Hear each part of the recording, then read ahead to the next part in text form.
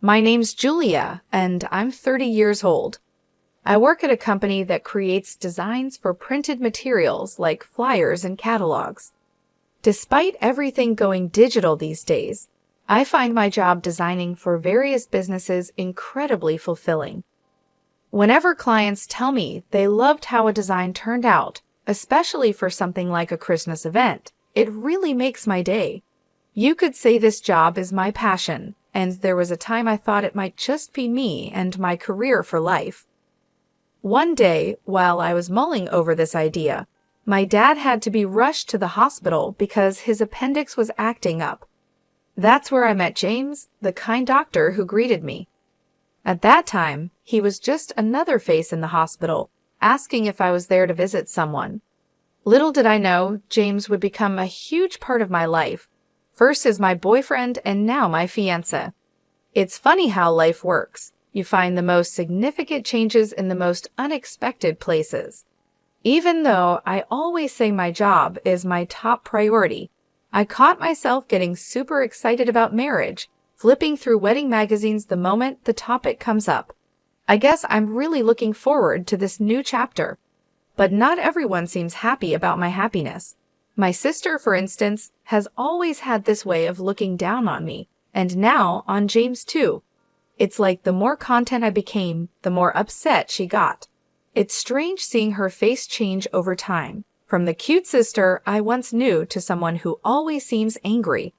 Her attitude made me incredibly frustrated, pushing my patience beyond its limits. This whole situation makes me wonder why people who only know how to belittle others often end up with such bitterness etched on their faces. It's as if their outer appearance begins to reflect the negativity they carry inside. Meanwhile, I'm just here, trying to navigate my way through life, finding joy in my work, and now in my engagement to James. Life is full of surprises, and I'm learning to embrace them, one day at a time. While I was enjoying a quiet afternoon, sipping tea in our living room and flipping through magazines, an unexpected interruption occurred. My sister, Emily, who is 3 years my junior, snatched the magazine right out of my hands. To my surprise, it was a bridal magazine I was looking at, and Emily couldn't help but question why I was interested in such a thing. I tried to brush it off, telling her it was none of her business. But Emily always had a way of making everything about her. Emily has always been quite upfront, especially about her dating life, proudly stating she's never been single. She launched into stories about her current boyfriend, even though no one asked. It's been the same ever since we were kids. Emily, with her charming looks, was everyone's favorite. She grew up spoiled, constantly affirmed by our parents and everyone else, which made her believe she was the center of the universe. This attitude led her to look down on me, treating me as if I was beneath her. "Don't stand too close. I don't want people to think we're alike," she'd say, or "Why bother studying? It's not like you'll get better grades." Her arrogance knew no bounds, constantly flaunting her popularity and assuming I was envious. Even when our parents tried to correct her behavior, it was as if Emily's arrogance was set in stone. She never missed a chance to belittle me, a routine that became the backdrop of our relationship. But one day, I'd had enough. As she went on about her latest boyfriend, I calmly revealed that I, too, had someone in my life. In fact, we were engaged and planning our wedding, which is why I was looking at bridal magazines. Emily was taken aback, skepticism written all over her face. She mocked, doubting anyone could truly appreciate me. But when she questioned what my fiancé could possibly see in me, I confidently responded that he was drawn to my optimism and cheerfulness. Her disbelief only grew, suggesting he must see me more as a caretaker than a partner. Yet, despite her harsh words, I knew the truth of my worth and the genuine love my fiancé and I shared, something Emily's cynicism couldn't tarnish. In my determination to maintain my career post-marriage, I hope to convey to my fiancé that being the perfect housewife wasn't in my plans. This revelation led to an exaggerated response from my sister, Emily, who seemed shocked at the idea of me working after getting married. "Are you marrying someone without money?" she quipped, implying that my future husband must be struggling financially for me to continue working. Her insinuation irritated me, but I clarified that money wasn't the issue. My fiancé James was a doctor with a stable income. I simply wanted to pursue my career. My sister fell silent after my comeback, muttering something under her breath as I walked away, feeling a mix of annoyance and satisfaction. The next step in our marriage preparation was introducing James to my family. The atmosphere was warm and welcoming until Emily made her appearance, dramatically altering the vibe. She complimented James on his looks, canceling her plans to meet him, despite my hope she'd be absent. My history with Emily made me anxious. She had a track record of luring away my boyfriends during our school days. Though we were now adults, and I hadn't dated much since then, her sudden interest in James brought back old fears. However, I tried to convince myself that Emily had grown up and wouldn't attempt anything with my fiancé. Despite my hopes, seeing Emily and James interact, with what appeared to be a blush from James, filled me with dread, and then my worst nightmare unfolded. James announced he wanted to call off our engagement, having fallen for Emily, who claimed it was inevitable since James found her more attractive. She brazenly justified her actions, stating James had passionately proposed to her, declaring it a crime to be as charming as she was. Next to her, James, my now ex-fiancé, laughed off the situation, expressing regret for not realizing sooner how cute my sister was. This turn of events was a harsh reminder of the pattern that seemed destined to repeat itself, no matter how much I hoped it wouldn't. Emily's lack of remorse and James's cavalier attitude left me in a state of shock and heartbreak, showcasing a betrayal I had never anticipated. Realizing the truth about James's feelings and his ease in shifting affections to my sister left me with a profound sense of relief. The moment I saw his insincere smile, any affection I had for him disappeared completely, leaving behind only a feeling of revulsion. I found myself grateful for the breakup, appreciating that I discovered his true nature before we were married. I'm actually relieved I didn't marry someone who could switch his affections so easily. Consider him a parting gift, I told my sister, genuinely content with the outcome. My sister and James mistook my sincerity for bitterness, accusing me of being a sore loser. But it wasn't about losing, it was about recognizing I deserved better. Their inability to see beyond their shallow victory made me realize any further interaction was pointless. Interacting with you is a waste of my time. Goodbye. Their taunts of me being a sore loser followed me out, but their words didn't sting me. If anything, they confirmed my decision to move on was the right one. Afterward, our paths never crossed again, partly thanks to our parents, who, outraged by their behavior, cut ties with them. I heard they married, but by then, it no longer mattered to me. 5 years later, at 35, I remained dedicated to my career, finding satisfaction in my work.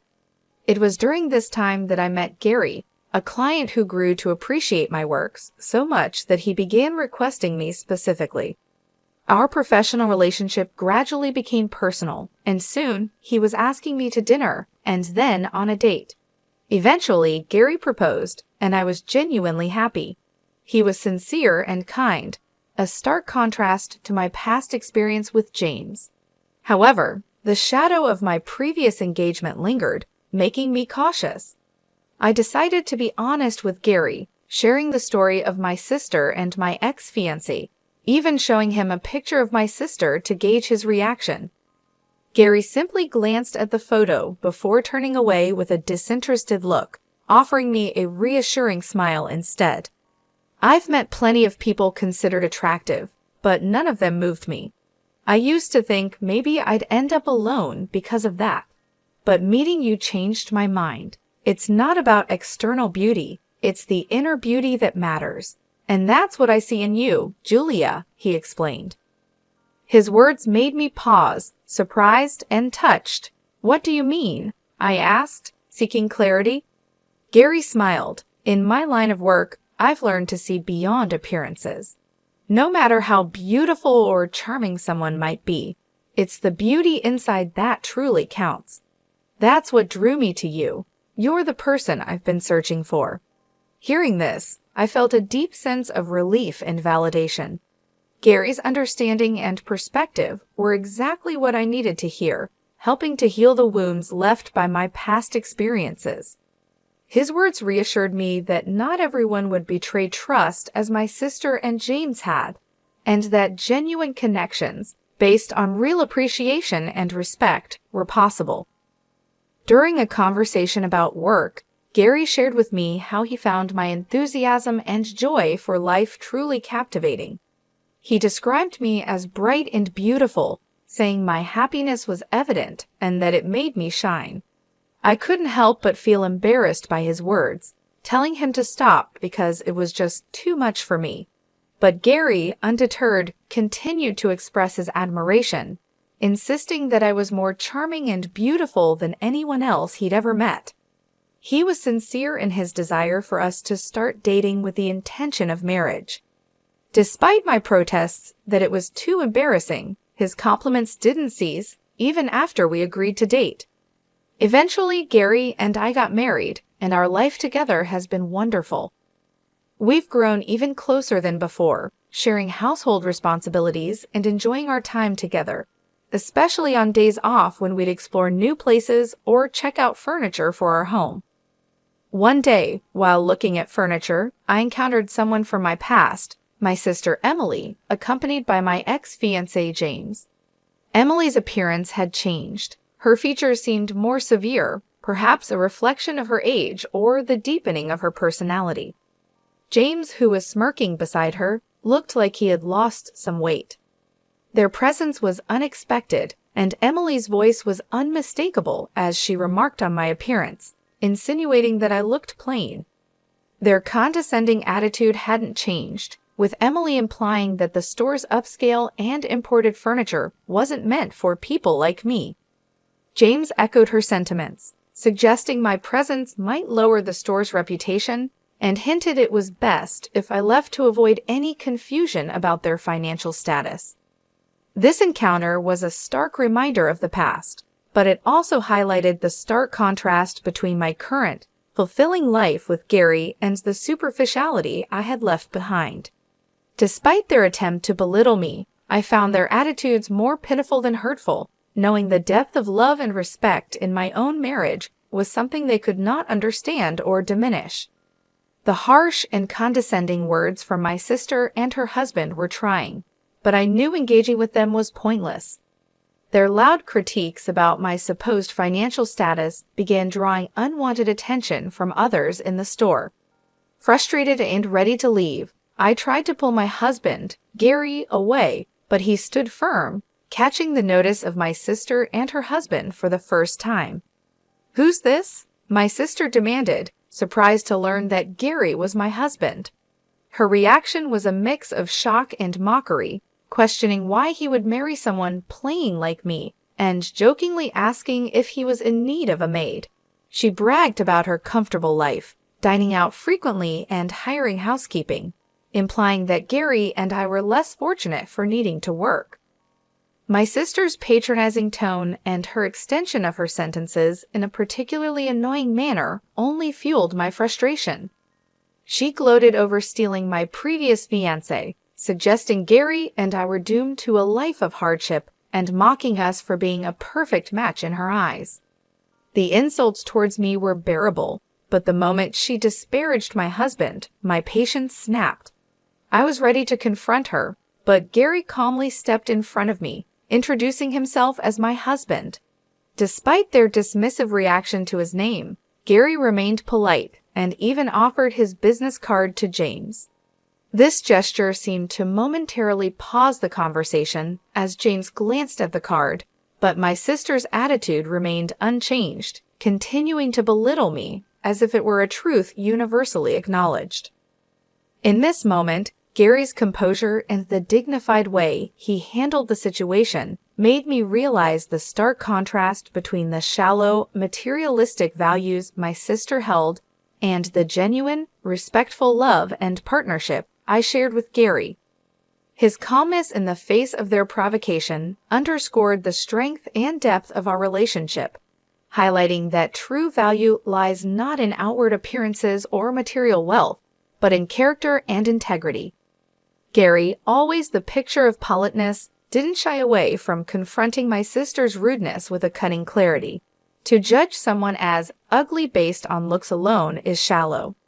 But if we're talking about ugliness, yours stems from within, from a personality that delights in belittling others, he said calmly, his words slicing through the air with precision. My sister, so often unflappable in her self-assuredness, found herself blushing deeply, outraged at the suggestion she might be the one at fault. Ugly? Me? How so? She sputtered, genuinely thrown off by the accusation. A truly beautiful person doesn't feel the need to overshadow or harm their sibling. Could it be that your actions towards Julia stem from jealousy, from a desire to surpass someone you actually admire? Gary proposed, unsettling her further. The thought had never crossed my mind that my sister's constant competitiveness and cruelty could be rooted in anything other than disdain. But seeing her reaction, I couldn't help but reconsider the dynamics of our relationship. Gary continued, suggesting that envy was the real motive behind my sister's actions. Taking what belongs to someone else isn't just theft, it's a clear sign of envy. It indicates a struggle with self-worth and confidence.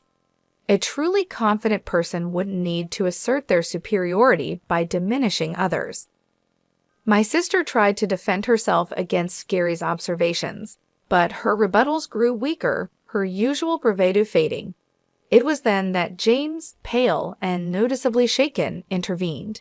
He had been quietly observing, flipping the business card Gary had given him back and forth, his unease growing.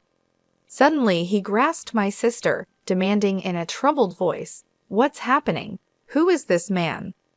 The business card, a seemingly innocuous piece of paper, had become the catalyst for a shift in the air, prompting questions and revealing the undercurrents of insecurity and rivalry that had long defined my sister's actions. It was a moment of revelation, showing that beneath the surface of her confident exterior lay a complex web of emotions, and perhaps a begrudging respect for me that she herself had not fully acknowledged. I remembered the name sounded familiar, so I did a bit of digging, and then it clicked. Gary Henry.